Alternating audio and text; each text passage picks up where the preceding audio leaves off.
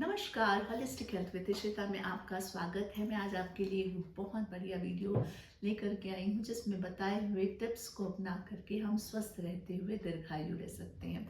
हम सभी स्वस्थ जीना चाहते हैं और लंबा जीना चाहते हैं।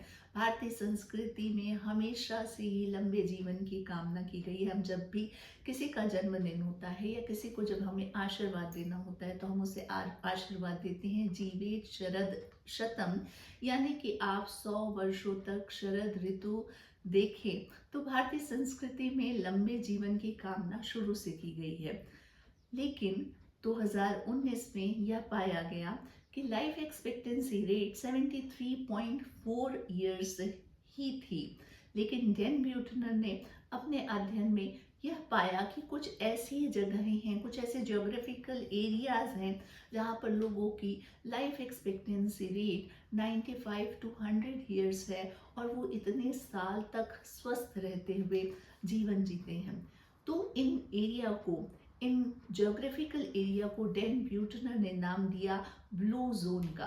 ब्लू जोन कोई साइंटिफिक नाम नहीं है, क्योंकि डैन ब्यूटनर अध्ययन कर रहे थे और अध्ययन करते करते उन्होंने ब्लू कलर के स्केच पेन से मार्क किया इन ज्योग्राफिकल एरिया को, इसलिए इन जगहों का नाम ब्लू जोन पड़ा।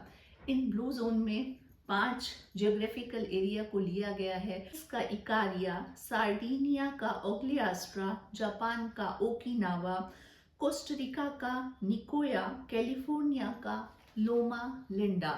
इन 5 जगहों की एक खासियत है कि यहाँ के सभी लोग स्वस्थ रहते हुए लंबा जीवन जीते हैं। तो फिर रिसर्च की गई कि इन सभी जगह के लोगों के लाइफ स्टाइल में ऐसी क्या समानताएं हैं जिसके कारण ये लंबा और स्वस्थ जीवन जीते हैं। तो कुछ 9 चीज़ें, 9 बातें निकल करके सामने आई। उनमें से सबसे पहली बात है कि ये सभी लोग फिजिकल एक्टिविटी को बहुत ध्यान देते थे। फिजिकल एक्टिविटी इनकी ज़्यादा से ज़्यादा होती थी। इसका मतलब ये नहीं है कि ये जिम करते थे या जुम्बा जाते थे, नहीं, वो खूब पैदल चलते थे। लेकिन आजकल हम लोगों की लाइफ स्टाइल ऐसी हो गई है कि हम सभी फ्लैट्स में रहते हैं। फ्लैट से लिफ्ट से नीचे उतरते हैं, कार सामने होती है, उसमें बैठते हैं, अपने ऑफिस जाते हैं और फिर लिफ्ट से ऑफिस के रूम में चले जाते हैं। तो हम सभी का मूवमेंट बहुत कम हो गया है। यदि हम डेली वॉक भी करते हैं तब भी बाकी के जो 23 घंटे हैं वो हमारे स्थिर रहते हुए निकल जाते हैं। जिन जिन कामों को हम पैदल चल करके कर सकते होते हैं हमें, जैसे कि हम कार का उपयोग कम करें, यदि हम पास के किसी एरिया में शॉपिंग करने जा रहे हैं तो हम पैदल जाएं, लिफ्ट की जगह सीढ़ियों का उपयोग करें। तो ज़्यादा से ज़्यादा हमको यह ध्यान रखना है कि हम अपनी बॉडी को मूवमेंट दें और 45 मिनट की वॉक जो है वो डेली की दिनचर्या में ज़रूर शामिल करें। दूसरी जो कॉमन बात निकल करके सामने आई वह यह कि यह अपनी डेली की दिनचर्या में सभी जगह के लोग अपनी हॉबी को प्रमुख स्थान देते थे। मतलब यदि वो बाकी दिन भर अपनी आजीविका के लिए काम कर रहे हैं तो उसमें से कुछ समय, 25 से 30 मिनट का समय वो अपनी हॉबी को जरूर देते थे। तो हमें भी अपनी जीवनचर्या में अपनी हॉबी को स्थान देना चाहिए कि जो हमको सुकून दे, उतनी देर हम सुकून के साथ, हमको पता ही न लगे समय का और हम आनंद का अनुभव करें। ये हॉबी हो सकती है, आप सिंगिंग कर सकते हैं, गार्डनिंग कर सकते हैं, आप पेंटिंग कर सकते हैं, आपको जो पसंद है वो आप काम दिन में 25 मिनट के लिए ज़रूर करें। तीसरी कॉमन बात जो थी कि इन सभी जगह के लोग बकरी का दूध पीते हैं। तो बकरी के दूध में बहुत सारे मिनरल्स और विटामिन्स पाए जाते हैं। इसमें ट्रिप्टोफेन पाया जाता है, इसमें एंटी एलर्जिक क्वालिटीज है, anti inflammatory, even anti cancerous गुण भी इसमें मौजूद हैं। तो इन सभी जगह के लोग बकरी के दूध को पीते थे। तो आप भी यदि चाहें तो आप बकरी के दूध को पी सकते हैं और लंबा जीवन पा सकते हैं। चौथी कॉमन बात इन सभी जगह के लोगों में है कि ये हर्बल टी का सेवन करते हैं। वो कैमोमाइल टी भी हो सकती है, तुलसी टी भी हो सकती है, कोई भी ऑर्गेनिक टी, या फिर आप गुड़ हिबिस्कस टी पी सकते हैं, कोई भी फ्लावर की टी पी सकते हैं। भारतीय संस्कृति में वैसे भी काढ़ा पीने की परंपरा है, तो हमको अपनी लाइफ स्टाइल में कोई ना कोई हर्बल टी को जरूर शामिल करना चाहिए, क्योंकि हर्बल टी पीने से हमारा एक तो कोलेस्ट्रॉल कम होता है, डायबिटीज कंट्रोल होती है, मोटापा कंट्रोल होता है और हमारे खाने को डाइजेस्ट होने में भी मदद मिलती है। तो हर्बल टी के बहुत फायदे हैं, इसको अपनी लाइफ स्टाइल में हमको जरूर शामिल करना चाहिए। पांचवी कॉमन बात जो इन सभी जगह के लोगों में है कि ये दोपहर की नैप को बहुत इम्पोर्टेंट रोल देते हैं, क्योंकि दोपहर की नैप से हमको एक तो एंटी एजिंग हमको फायदा मिलता है, दूसरा यह हमको आगे काम करने के लिए वापस से तैयार करता है, हमारे स्ट्रेस को दूर करता है। तो आप कोशिश करें कि काम के बीच में 20 से 25 मिनट की यदि आप नैप ले सकते हैं तो आपको वो ज़रूर लेनी चाहिए। ये आपको लंबा जीवन जीने में आपकी मदद करेगा। छठी कॉमन बात जो इन सभी जगह के लोगों में है वो यह है कि ये सभी ज़्यादातर सुविधाओं पर निर्भर नहीं होते हैं। जैसे कि यदि आपको एसी का उपयोग, आप एसी के बगैर रह सकते हैं तो आपको एसी का उपयोग नहीं करना चाहिए। यदि कुछ देर दूर तक आप पैदल जा सकते हैं तो आपको गाड़ी का उपयोग नहीं करना चाहिए। यदि मोबाइल में मुझे काम नहीं है तो मुझे मोबाइल का उपयोग नहीं करना चाहिए।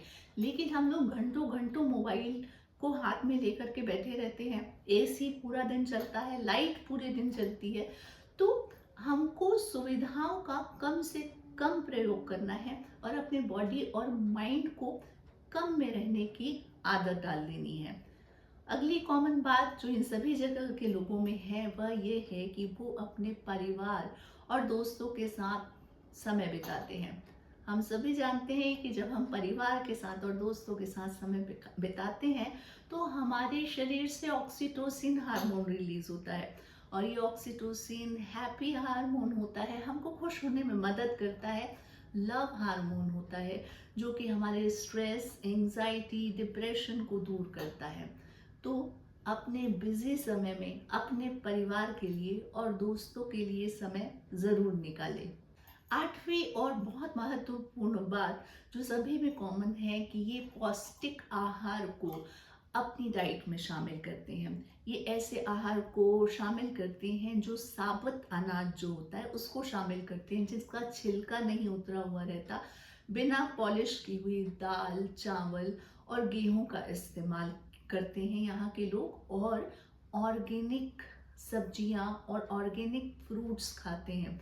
तो हम भी कोशिश करें कि हम जो लोकल ब्रांड्स हैं वहाँ से सब्जियाँ और ये सब खरीदें, जो लोकल मार्केट के लोग हैं, बजाय कि सुपर मार्केट से सब्जियाँ खरीदने के हमको लोकल दुकानों पे वहाँ पर आपको फ्रेश वेजिटेबल्स और फ्रेश फ्रूट्स आराम से मिल जाते हैं। नौवीं और आखिरी बात जो सभी में कॉमन है वह है उपवास करना। सभी जगह के लोग उपवास को महत्वपूर्ण स्थान देते हैं। भारतीय संस्कृति में शुरू से ही उपवास को बहुत मान्यता दी गई है, लेकिन उसको अधिकतर आध्यात्म से जोड़कर देखा जाता है।